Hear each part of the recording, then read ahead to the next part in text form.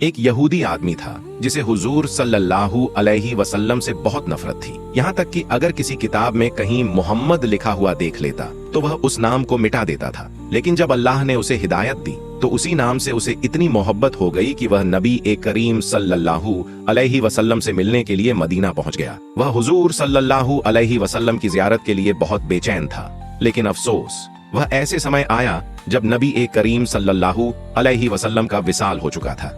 वह आदमी बहुत गमजदा हुआ और हजरत मौला अली रजी अल्लाहु अन्हु के पास जाकर बोला, मुझे हुजूर सल्लल्लाहु अलैहि वसल्लम के बदन मुबारक का कोई कपड़ा दिखा दीजिए। जब कपड़ा मिला तो उसने पहले उसे अपनी आंखों से लगाया, फिर प्यार से चूम लिया।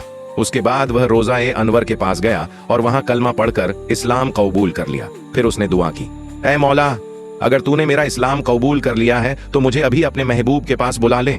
इतना कहना ही था कि वहीं उसका इंतकाल हो गया। दोस्तों, ऐसे होते हैं नबी सल्लल्लाहु अलैहि वसल्लम के सच्चे आशिक। ऐसी ही दिल को छू लेने वाली इस्लामिक कहानियां सुनने के लिए चैनल को सब्सक्राइब करें और बेल आइकन जरूर दबाइए।